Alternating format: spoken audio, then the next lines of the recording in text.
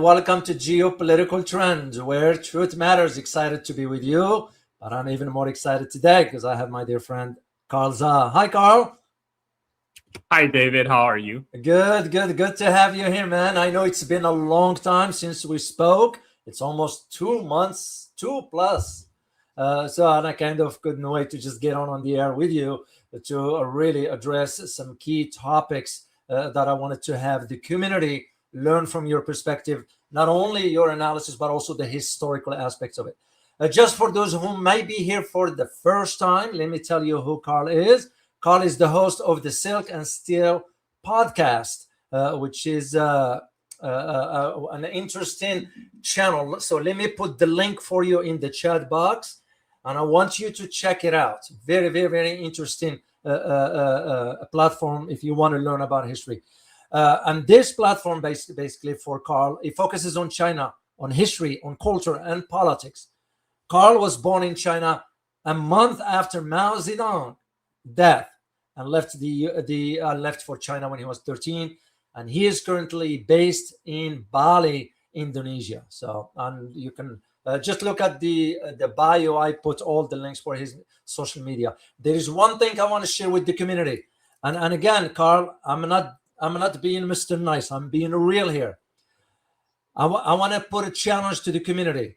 I would like you guys by the end of this to have a 4,000 subscription for Carl's channel, so he can cross over 100,000. I'm a subscriber to his channel because I learn from it. So if you want to learn something about history, this is your opportunity. Subscribe to his channel, and also we can push the channel forward because you need to have rational voices like Carl's on the global stage here. So, all right, Carl, we got a lot to cover, and just for the community to know, we're going to be talking about Asia. We're going to be talking about Donald Trump and Vladimir Putin's recent visits to China, because China is becoming now the hub for Western leaders flying over. And Carl's going to provide us an insights about all this. In addition to, we're going to be talking about the Japanese Prime Minister visit to wartime gesture in Australia. You really are in for a treat for that. Well, Carl, we're going to start with the recent combat in West Asia regarding the U.S.-Israel-Iran war.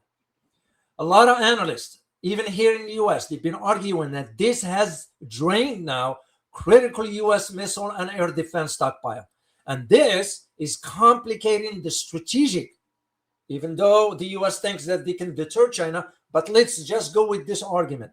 This strategic deterrence into the Asia Pacific. How, in your opinion, will pause in a foreign military sales, for example, to Taiwan, affect what's going on in Asia?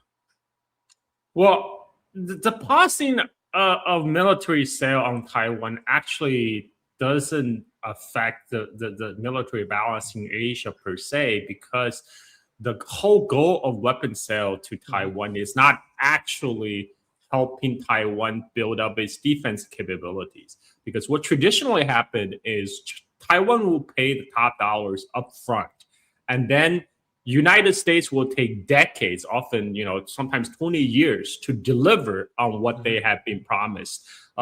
This is due to the bottleneck in U.S. production facility. As we know, the U.S. manufacturing has been so hollowed out. Now it's starting to affect the U.S. military-industrial complex.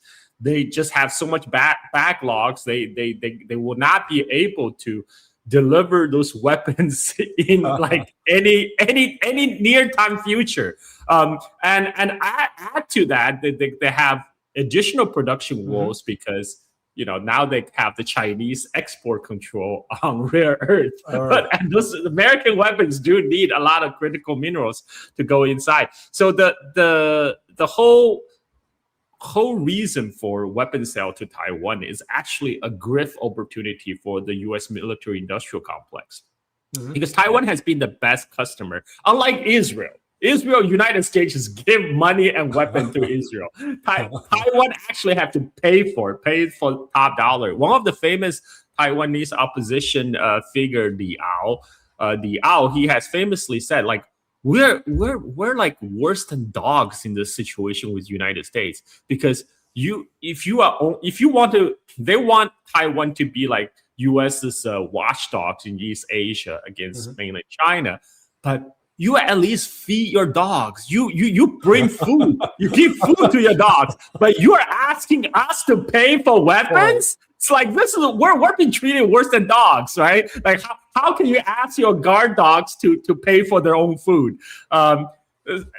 Everybody in Taiwan kind of understand this weapon sale is a way for them to pay protection money, so to keep the U.S. politicians happy, so they will be on Taiwan's side.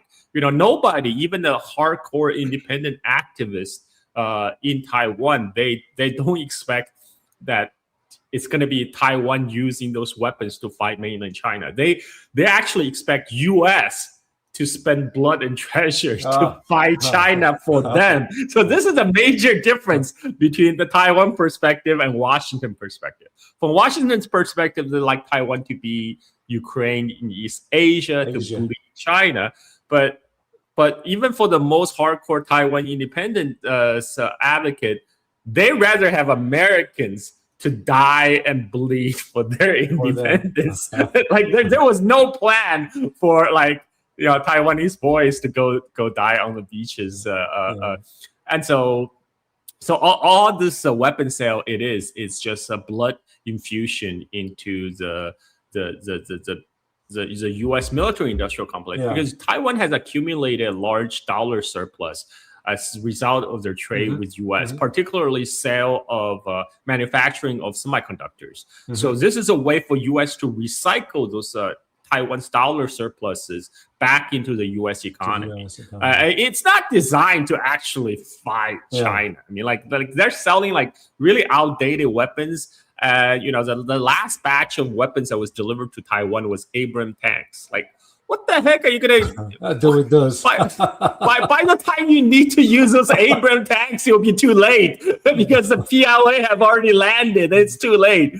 The whole point is to continually make the U.S. military contractors happy, by fighting this unprovoked aggression against Iran, the U.S. Israel actually committed a grave mistake, because you have strategic deterrent when before you use it. The whole idea of strategic deterrent is you show I have this large pile of weapons. I have all these supposedly capability, don't piss me off. I might use it. But once you actually use them and people realize, oh, that's all you got? And that's exactly what happened in the war in West Asia. 11 U.S. military bases have been rendered uninhabitable. The U.S. Navy had to pull a quite distance away from the Iranian coast, so they're outside of the Iranian missile barrage. And the whole idea of U.S. empire system in West Asia, which is U.S. will provide a security umbrella to the GCC countries, the Gulf Cooperation Council countries, in return for them to host, for them to recycle their their dollar surplus, which they gained from oil sales, back into U.S. Continue investment into U.S. stocks, bonds, and real estate. And also the U.S. AI bubble, because let's not forget, they don't actually have the money to prop up the AI bubble. They're expecting $500 billion for the Stargate project. They don't have $500 billion. They're expecting the oil sheiks of the Gulf to pay for that AI investment. Well, guess what? that money is not coming, because Kuwait hasn't sold any oil since the war started. And it's just only recently that there was a couple Qatari LNG tanker was allowed to transit through Strait of Hormuz, but they were heading over to Pakistan, and that's more because Iran want to keep the relationship with Pakistan friendly, so they allow Qatari to continue to supply natural gas to Pakistan, because Pakistan and India has been particularly hard hit by the cutting off of gas and oil from the Gulf, because a lot of people in South Asia and Southeast Asia, where I am, a lot of people, they cook with gas. They go purchase like gas canisters from the grocery store. They come and they use that to cook, and that most of that oil is coming from the Gulf. So this is a serious issue, and for the Gulf countries, they have been living in a very cozy relationship with the United States. They were flying vessels to the U.S., whether on the issue of Israel or whatever. They have always been very happy to ply Donald Trump with a lot of gifts, airplanes and whatnot. But what they got instead was not protection, because the understanding, again, it was they're paying United States protection money. In return, they expect protection. Instead, by hosting the U.S. bases, instead of protection, they became target. They now inviting attacks by Iranian drones and missiles. And this is a lesson that's not lost for all the so-called U.S. partner countries, including countries in East Asia, Korea, South Korea, Japan, Philippines, Taiwan, Australia, because let's face it, China has magnitude more missiles and more advanced missiles than Iran. So if United States cannot handle Iran, forget about taking on China. That's a fantasy. And this calls into the question of the whole U.S.-led security structure all around the world, not just in West Asia. Because people can see, whoa, okay, so by hosting U.S. bases, actually it's worse for me, because that means I'm going to be a missile target. But let's be frank here. That was a U.S. plan all along. For Australia, South Korea, Japan, Philippines, etc. They were designed as Chinese missile sponges for United States, so they can absorb the maximum impact of Chinese missiles barrages. So there will be less missiles toward United States and its assets. But now people are wising up to this game, and they are, I bet, behind the scene, they're also making preparations, making plan Bs, because this is all about. Again, this whole war exposed United States as the emperor with no clothes. The U.S. military is actually a paper tiger. It has no military option, to reopen the Strait of Hormuz, which, by the way, was open before they started this illegal war against Iran. And this is why Trump has been huffing and puffing and then back down at the last minute. He keep on threatening to bomb Iran to the Stone Ages, and then just before Monday the market opens, he's suddenly, actually, because the GCC country begged me to stop, so I magnanimously granted their wishes. I mean, this is BS, man. Like, if US could reopen Strait of Hormuz by force of arms, they would have done it by now. That's true. They can't, because they do not have the capability. And this is why we have a stalemate right now in the Gulf. Trump is playing a game of chicken.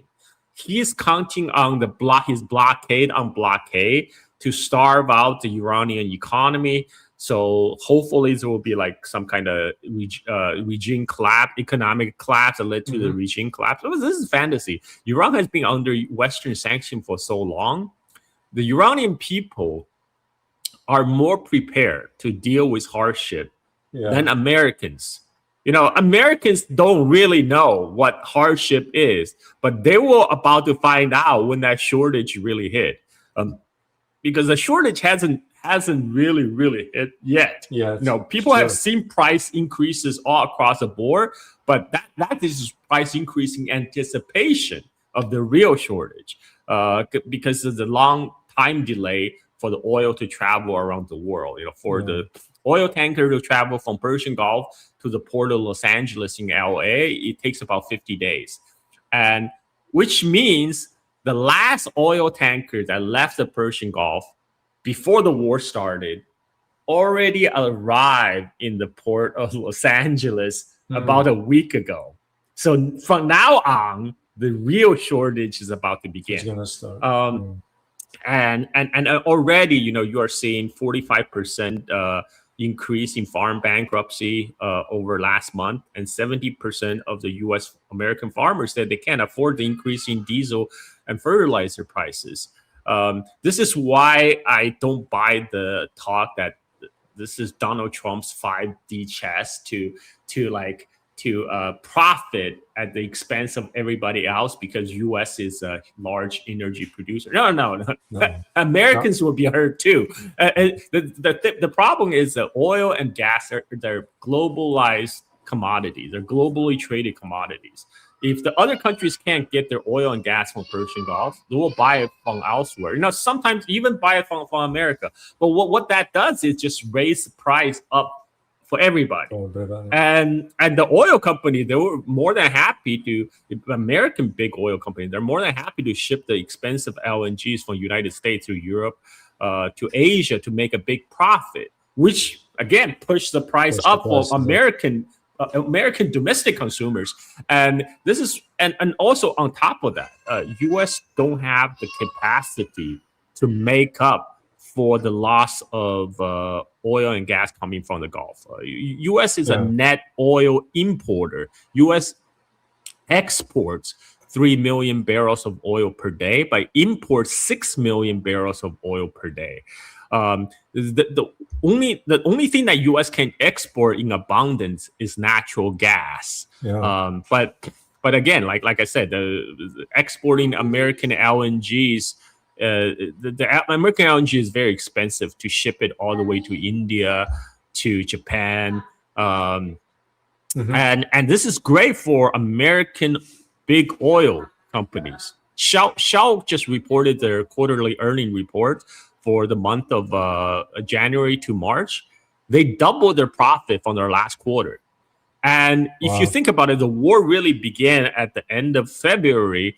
So that means their next quarterly earning report is even going to be even more spectacular. This is great for big oil who actually fund Donald Trump. They're traditional Republican donors. But everybody else is paying for the price. All the Americans, we pay for the price at the pump.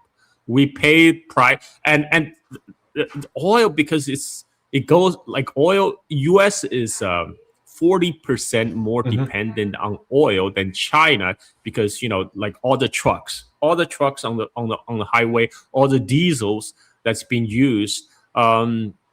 It goes in factor into the price of everything. All the goods that needs to be shipped, prices, because the shipping price go up, because the fuel price has gone up, will go up. Plastics prices going up. Plastics made from oil. What else? Fertilizers. Fertilizers, nitrogen, potassium. Both the nitrogen and urea, they're synthesized using natural gas. Natural gas price has been rising, so the fertilizers price is going up. So even though U.S. is a large gas producer, even though United States is a net natural gas exporter, but because because it's a globally traded commodity, the price still goes up for the U.S. domestic consumers. It does not. It's great for big oil. It's bad for everybody else. But that's how U.S. system has been designed from the get-go. It's always funnel money to the top, right? Make the rich even richer. So Donald Trump is probably happy with it, but the American people will have to suffer through the consequences.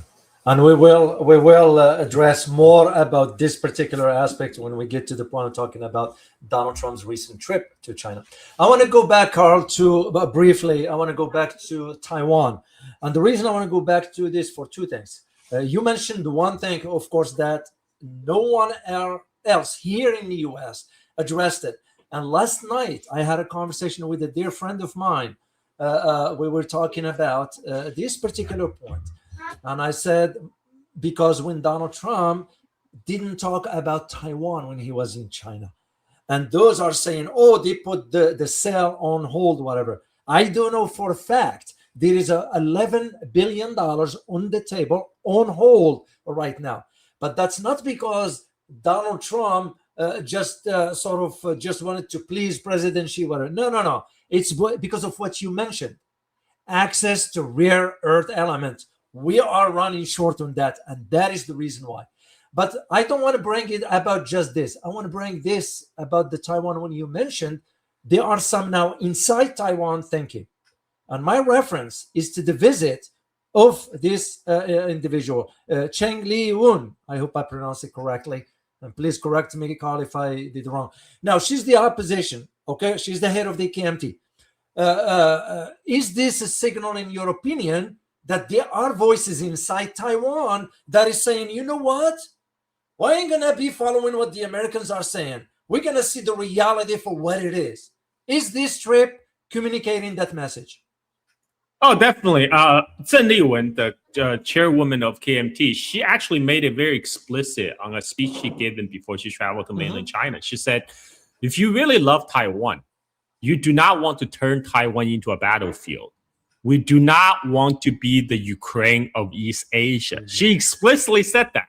I mean, like, I'm sure it's a lot of people got her message. Like, why would you want to be the pawn? Why would you turn yourself into a battlefield for the benefit of the United States? Nobody in Taiwan wants a war. Yeah. And her aim is very simple. He's like, we should just repair our relationship with mainland China. So jaw is better than war. I mean, that's a well-received message. I think there's a political tectonic plate shift in Taiwan itself, because the more pro-independence DPP party, which has been ruling in Taiwan for more than a decade, they are getting very unpopular. Like, people are just sick and tired of them because they've been ruling for so long. Taiwan's economic prospect hasn't improved over last year. Like, Taiwan is facing the same problem as a lot of the Western advanced economies, is that the housing price is high. The youth face a very bleak economic future. They're not making, unlike their parents' generation and their grandparents' generation, where they can look forward to decades of economic growth ahead of them. What they face is economic stagnation. They're not looking like, they don't think things are going to get better 5 years from now, 10 years from now. And a lot of the wealth, again, is concentrated at the top. And Taiwan's main economic pillar right now is TSMC, the Taiwan Semiconductor Manufacturing Corporation. And U.S. has done its best trying to hollow out TSMC. First they made TSMC to invest in the Arizona plant, and the whole idea of moving to Arizona is because they don't want the manufacturing in Taiwan anymore. They want the manufacturing in the United States. And Trump administration has been forcing TSMC to do technological transfer to Intel, which is American semiconductor firm that was in trouble. And Trump had actually explicitly said this in an interview when asked about Taiwan after his trip. Well, he said, well, Taiwan is very close to China, and it's very far from us, which is the truth. It's like, you got to be realistic. Like, there's not that much we can do about it. It's just a lot closer to China. I mean, that's actually the truth. And then to add to that, he added, he's like, by the way, I'm not happy about Taiwan stealing our semiconductor industry. So that TSMC is the sole pillar of holding up the Taiwan economy right now. But United States, whether through Trump administration or Biden administration, has been putting pressure on TSMC to move their production from Taiwan to United States, because they also are making contingency plans in case they lose Taiwan to mainland China. That's why they're trying to force them to move the manufacturing plant.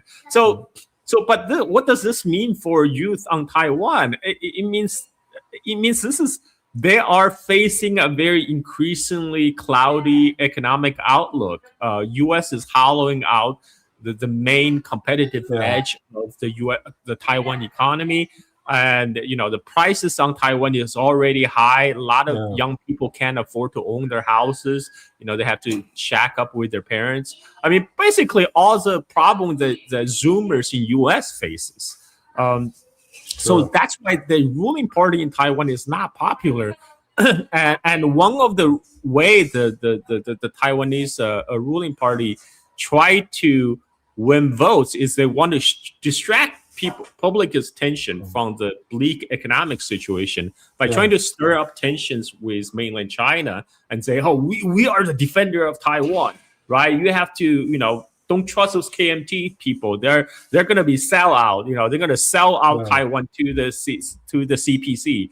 But a boy can only cry wolf for so long. So like after 10 years of this, people are wising up and they're getting sick and tired of it. They're like, okay, why don't we just make friends? Why can't we just have a friendly relationship with mainland China instead? And especially when the power of mainland Chinese economy has been growing proportionally over the last decade.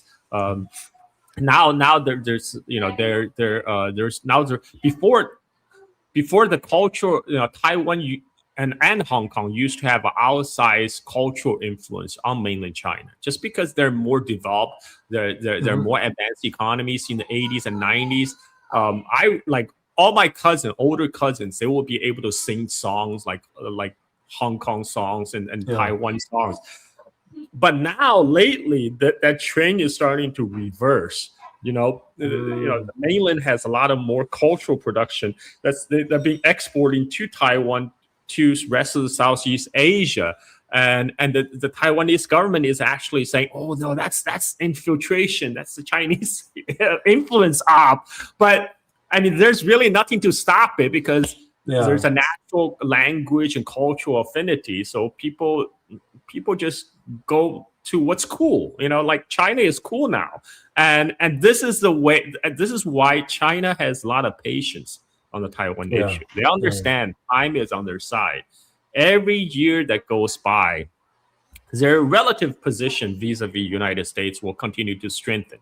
If you compare, like, one thing everybody noticed that Donald Trump has been very obsequious in his trip to Beijing.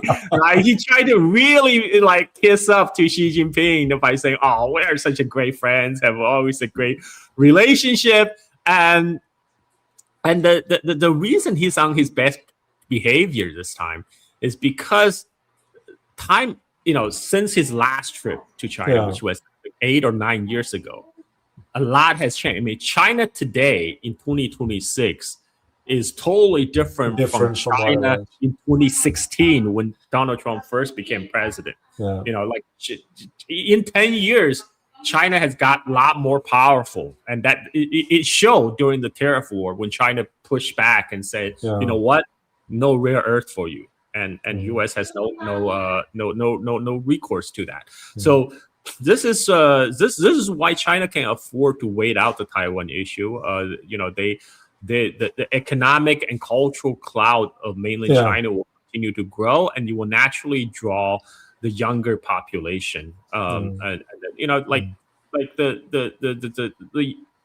thing is the people, the youth in Taiwan, they also follow the Western trend. The Western trends right now is China maxing.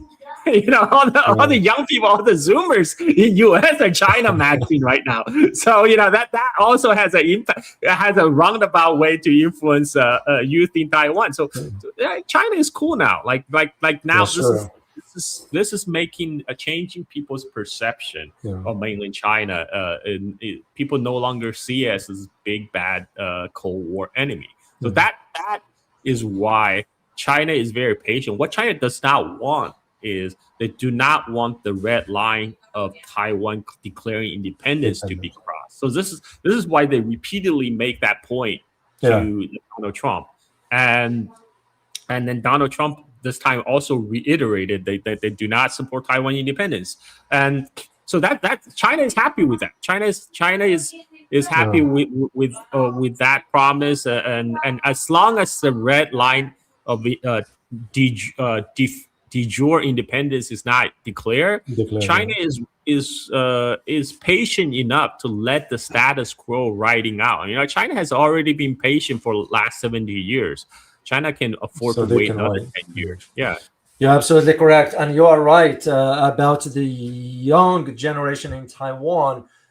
They are, if I may use the term, and I'm not judging here, but they are clueless as to what's going on. When I was there, I have made it my goal to address and talk to young generation. You run to some in a coffee shop, whatever, and you just strike a basic conversation. And my objective for striking that conversation, I wanted to know and learn. And they've been consuming too much of the American propaganda regarding democracy and all that. And I asked them, well, I remember one guy I asked, and I said, do you have an understanding of the complexity of the issue? Do you understand that if a war breaks out with China, you will be wiped out? I mean, do you understand how severe that is? Well, no, the Americans will come and protect us.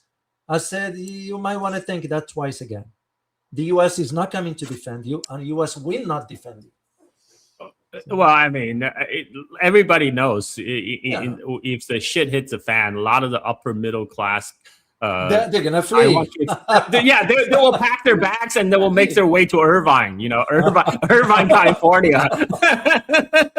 Which is true.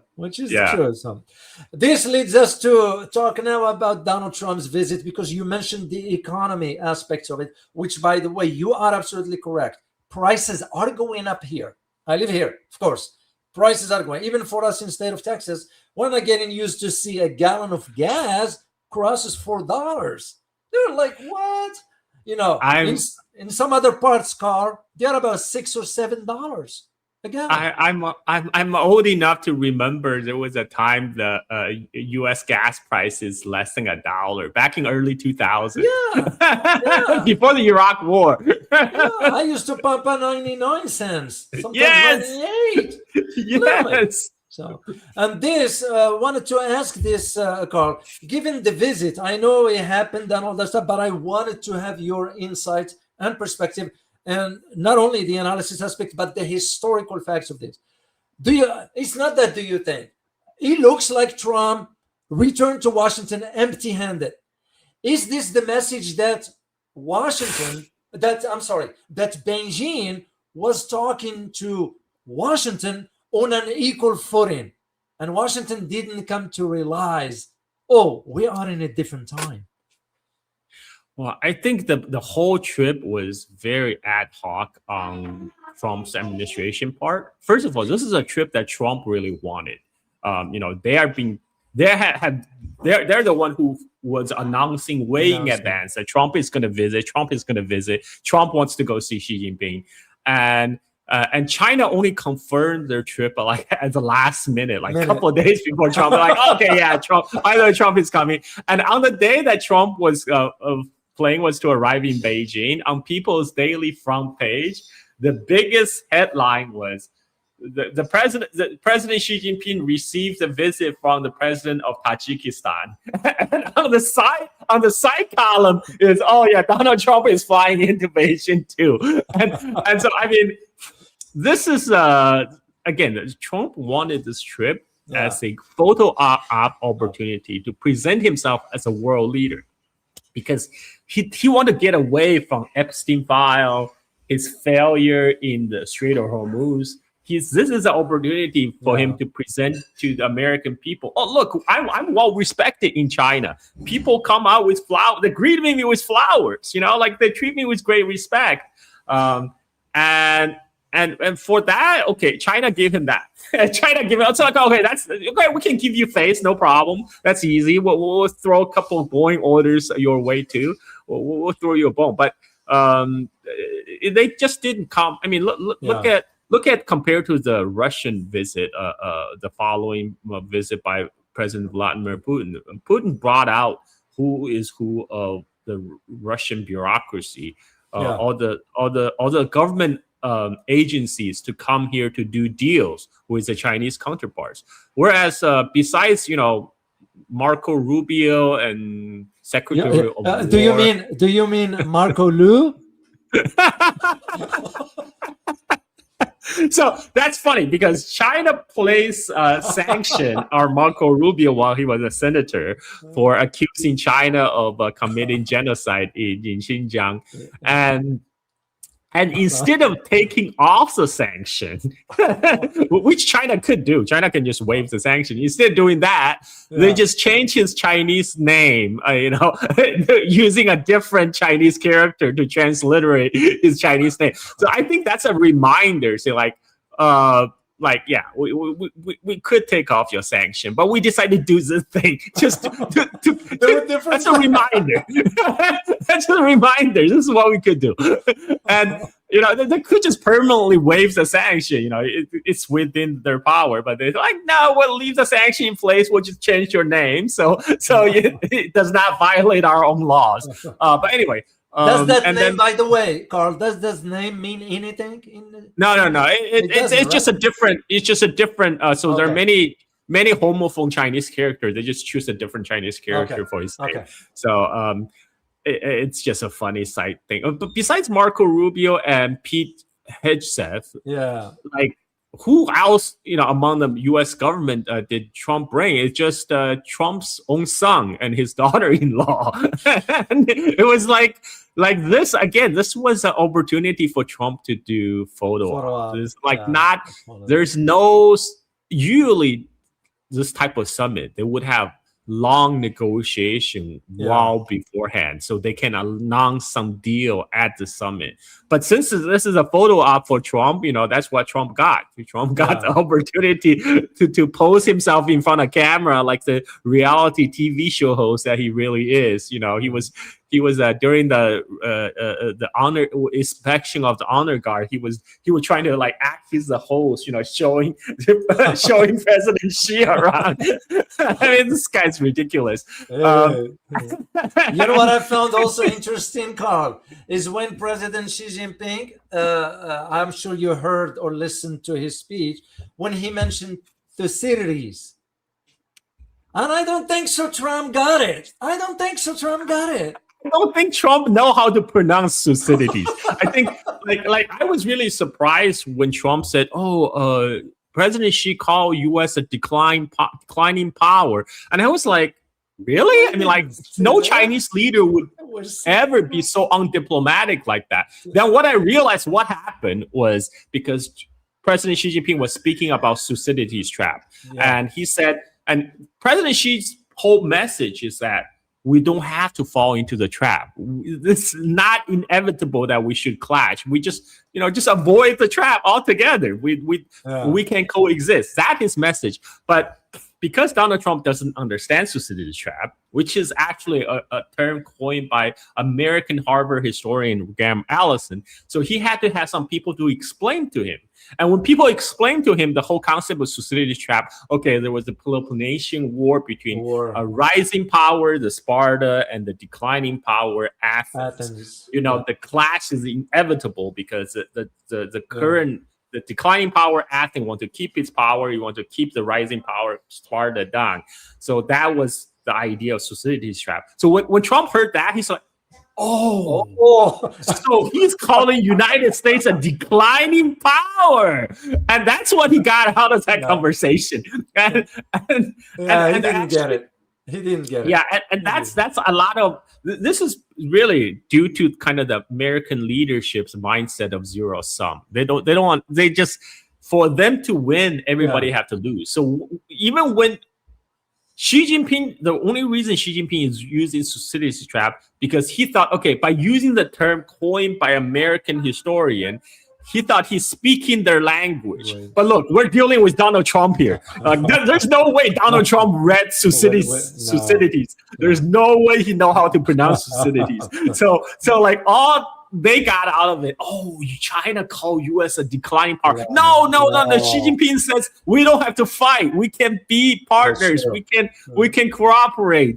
He said the world is big enough for United States and China. That is his whole point. His whole point is saying, all this Thucydides trap business, that's bullshit. That's American BS. We don't have to follow that. That's what he really trying to say. But all the Americans just heard, He called U.S. a declining power. And then Donald Trump tried to spin it to his own benefit. But he said, but it is true. It's all because of Sleepy Joe that made America decline. But I turned the things around. And that is why they respected me. That's why they had people waving flowers to welcome me, because I made America great again. Because again, whole Donald Trump platform of making America great again is actually based on the premise that America is declining. America is a declining power. That's why you need to make America great again, right? And he's taking credit for doing that, which people don't understand. Trump is actually very popular in China. But he's not popular in the reason that Fox. He's not popular in the way that Fox TV show host thinks it is. He's popular because everybody in China thinks Trump is the best president of the United States for China, because Trump is there to accelerate the decline of American empire, which he did very well. By the way, were you aware of the incident with Fox that got a ticket in China for violating the law? And they want to start complaining about the cameras. And this guy, so this is a Fox News guy, right? Like, if they were reporting, if the Fox News, this is where I think they lost it, because for the Fox boomer audience, they actually would want like rule of law in the United States. They would want like transgression to be punished. People get locked up, and you're telling them China actually enforces laws. And not only that, he was lying, because in Beijing, where he claimed he got a ticket, the procedure is you will get a text message, which give you 10-minute grace period to move your car if you park illegally. And then within the 10 minutes, if you don't move your car, then you get a ticket. So they must park there more than 10 minutes, because he claimed he only parked 2 minutes, which is probably BS. And then Chinese citizen actually caught him, filmed him walking in the bicycle lane, like a very busy bicycle lane. I saw it, Carl.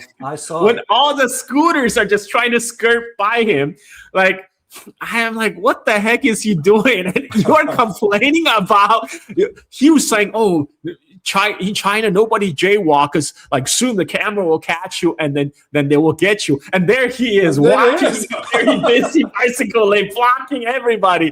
And Shanghai Daily journalist Andy Borhan actually had a good theory. He's like, he's doing this on purpose to interrupt the traffic in hope a Chinese policeman would show up and stop him. And then he will have that in camera and say, look at the Chinese police state. Look at the Chinese aggression.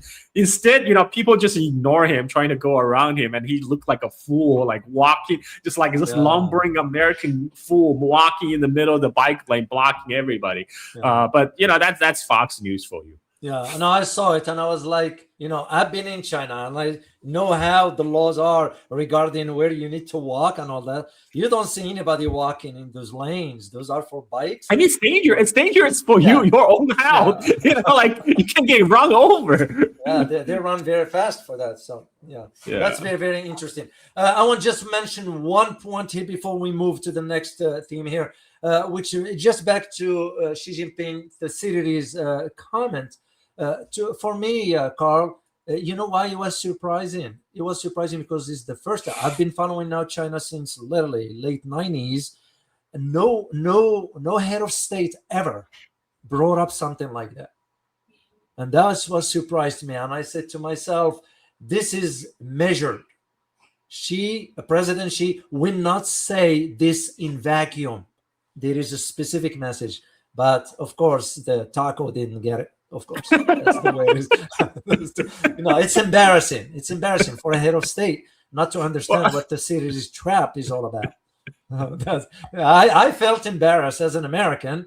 I really felt embarrassed. We don't have a president who is well versed in in world affairs and understanding these dynamics. I mean, that was already plenty obvious when during the war in Strait of Hormuz, because you have all these Iranian leaders who are trained in the Kantian philosophy, right? And then you have in United States, we just rule by bad TV personality like Donald Trump and Pete Hegseth. You know, what was Pete Hegseth's last job? His last job was a Fox live show host, and so was Donald Trump. So Donald Trump was a reality TV show host. I mean, it's not the same caliber, man. It's not the same. It was very, very embarrassing. So let's move on to talk about the recent action by a prime minister of Japan, which we all know, the controversial one. And this one has to do with her of course, we all know about Japanese atrocities, war crimes, the historic wartime or atrocities they've committed in many Asian countries. What I found interesting, Carl, and please, if you can shed some light on this historically, why Japan decided to go to Australia, okay, for this historic wartime gesture. So what does it mean when Japan went to Australia but did not issue an apology to, let's say, China for what happened in Nanjing? I mean, if she had done in China what she did in Australia, the whole Japan-China relationship would be like at the next level. They're like a lot of the historical enmity would just collapse right there. But she actually more than 10 years ago, when she was a congresswoman in the Japanese parliament, she actually challenged then the Japanese prime minister for trying to offer an apology over World War II Japanese atrocities in China and in other Asian countries. And she's like, what do you mean? Like, why, you only apologize if it's a war of aggression, but what is a definition of war of aggression? Come on! Come on! Are you trying to say that the Japanese World War II action in the Asian country are not war of aggression? I mean, this is why, like, she's not she's a hated figure in China because her wartime revisionism was well known. But then there she is, while traveling to Australia, she went to the World War II memorial in Australia and she kneeled down and placed a flower. And this is the way that was perceived in China. It's like, okay, so she would do this to white countries. She would apologize to white countries, but had adopt a completely different attitude to fellow Asian countries. And especially, like when her visit to Trump, and like she was all fawning over him and then playing the total fangirl. And this is a country that actually dropped 2 atom bomb in Japan, and like this is a kind of the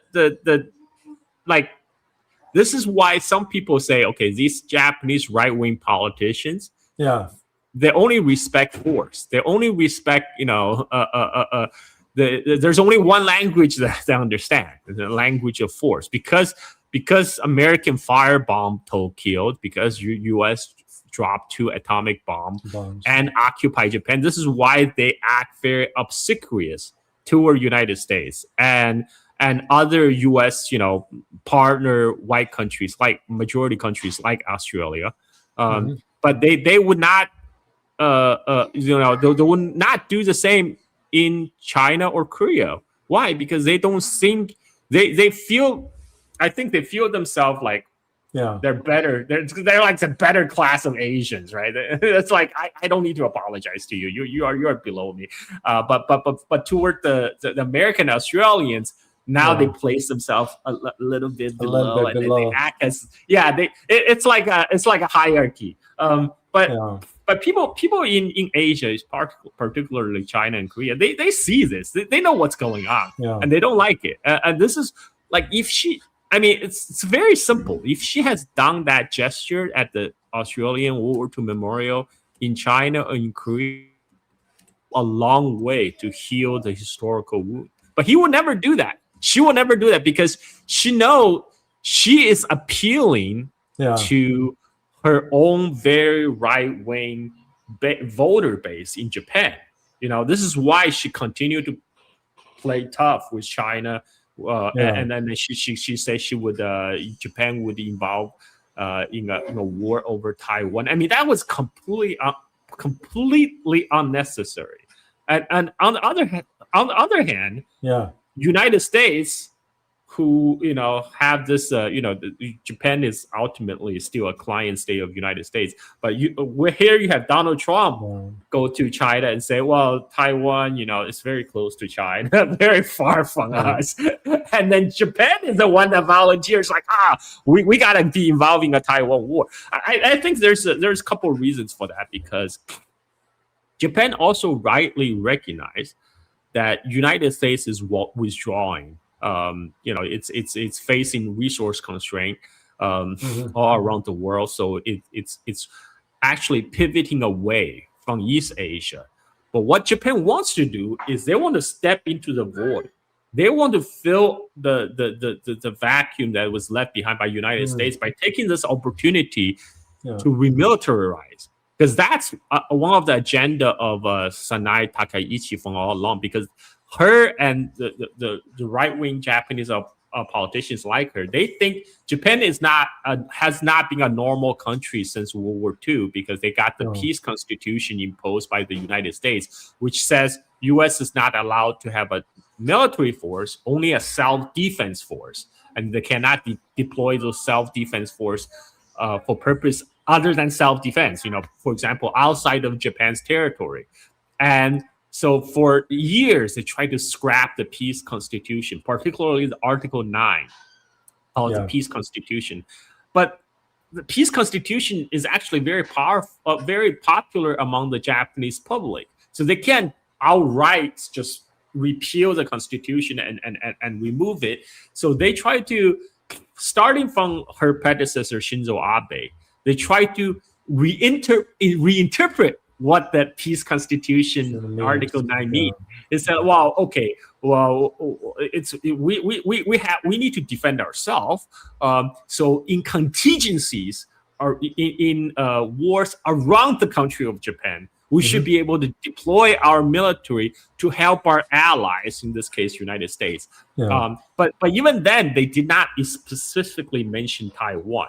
Right. I mean, like the whole Taiwan issue is just a way for the Japanese right-wing politicians to, as an excuse, to remilitarize Japan, so they can be "quote unquote" normal country again. They will be able to deploy Japanese military abroad. So Shinzo Abe's administration already "quote unquote" reinterpreted the constitution that would allow Japan to send troops abroad. So Japan sent some not combat troops, but like it was a unit. During Iraq War for United States, and now they're saying, okay, we could do more, right? Because the Japanese military also has been structured to serve as the support role for U.S. Navy. For example, like a lot of they're actually quite good in terms of like anti-submarine warfare and stuff like that, and that was their role. So the Japanese Navy will specialize on the anti-submarine warfare for the U.S. Navy, for the U.S. 7th Fleet. But that is a way for the Japanese right-wing politicians again to kind of covertly shift the stance of shift the role of the Japanese military to allow them to deploy outside of Japan and to have "quote unquote" a normal military, a normal country. That has been their goal all along. And so this is why Sanai Takaichi is pursuing this that looks outwardly contradictory stance, even while United States was kind of backing off on all this Taiwan issue. Japan is like being really gung ho and aggressive, saying we will get involved because that's their excuse to rearm themselves and to rearm, because they this is how they approve a large increase on the Japanese defense budget, which went up. large, It went up. I've been following that last year, and I'm not saying I'm being alarmed, but I am surprised at the percentage involved in that. For that, it's a big increase because I think Japan right now is facing some tough economic times. You know, the Japanese car industry has been one of the sole bright spot in Japanese economy after United States imposed Plaza Accord on them in 1980s. But now the Japanese car industry is facing some serious competition from like Chinese EVs. So I think their goal is to okay, you know what? If we can't compete on building better cars, we can shift our production toward making weapons. towards the defense industry, right? So that in the short term, you will boost the economy. You know, like that. That's the same. That's just how Hitler did it before World War II. You know, shift a lot of investment into the defense industry. So it looks good on the GDP figures. You know, like the economy is growing quickly, expanded employment. So this is something that Japan is trying to do right now. They're trying to shift resources into the defense industry to offset kind of the declining economic growth. Yeah, that's very. I'm keeping an eye on it. Especially when there was a conversation in Brussels, and even when I was in Europe recently, and I had a talk with someone about brought that issue back because a year and a half ago, when Biden was still in office. It was a conversation inside the halls of NATO in Brussels, and the conversation was about opening the office of NATO in Tokyo, in Japan. And right there, to me, was like, okay, why would you want to go to that length to open up, given the history of Japan in Asia? Oh, they said, no, that was just for administrative. No, it has nothing to do with that. Unless Japan will be considering sort of increasing its defense budget. And that's exactly 3 months later, they announced the increase of there. And I'm like, you know, you can see the dots here where this is going. That's what they also try to do in Europe. This is why they're asking all the NATO countries to increase their defense budget to 5% of their GDP, which is crazy. Even United States today do not spend 5% on defense, and this is because again, Europe faces the same problem. Their manufacturing sector is under pressure, so they're like, okay, let's shift production to tanks. I do know some departments inside the U.S. government, mainly will be about the Pentagon. This gesture by Takahashi to Australia, to them, he said, well, this means a lot for the Quad, has nothing to do with, which I don't buy that argument anyway, because to me was, if she is to apologize to Australia, you may as well apologize to the rest of Asia. I saw the images in Nanjing. I had a chance to go and saw with my own eyes. Horrific. You know what a human being can do to another human being. If a Japanese prime minister had done what the German prime minister did in Wasa, the famous Wasa Neo, all the historical enmity would evaporate overnight. But like no Japanese prime minister have done that. Like if Sanai Takeichi did what she did at the World War II memorial in Australia, if she went to Nanjing and did that, like a lot of the historical bad memory will evaporate. But she would not do that because, again, her purpose is not to repair relationship between Japan and China. Her relationship is continue to stoke tensions in order to justify rearming the Japanese military, you know, to boosting the Japanese defense industry. That is her goal. Very, very interesting. Well, we are coming to the top of the hour here, Carl. I want to just ask you one question before I turn the floor for you for last word. And what I wanted to ask is, how do you see the conflict in West Asia moving forward? Yeah, this is could go on longer than what anybody expected. Because again, the Iranian demand for ending the the standoff is very clear. Iran want a security guarantee that they would not be Attacked attacked again. again by This is U.S. and true. Israel, and for that to happen, they need the U.S. military to get the f out of West Asia, or Sure. taking all its withdrew from all the military bases, Yeah. and they want to keep enriched uranium without being bothered, and they want U.S. to lift all sanctions. Um, and this is and they want U.S. to recognize the Iranian control of Strait of Hormuz. All these demands are kind of anathema to the U.S. empire, because accepting any of these demands would mean utter defeat Defeat. of the Yeah. U.S. empire in West Asia. Like, that's it; it's gone. The U.S. imperial system will collapse. This is why Donald Trump find it very hard to accept those terms, and this is why he's dragging this out by playing chicken, a game of chicken with Iran, Yeah. by doing this blockade on blockade. Again, I don't think that will work because, Yeah. like I say, Iranian people are a lot more prepared for handling hardship. Not so much Americans. You know, Americans have been living pretty well. Pretty pampered lives, and It's now true. when the shortage really hit, it's gonna be bad. So right now, I think there hasn't been enough consequences for US. There hasn't been enough pain suffered by the US that pressured Donald Trump. So this is why I think it will be drawn out. But in a few months' time, when the shortages really hit, um, I think things might be different. But at this point, Donald Trump is trying to drag this out as long as possible.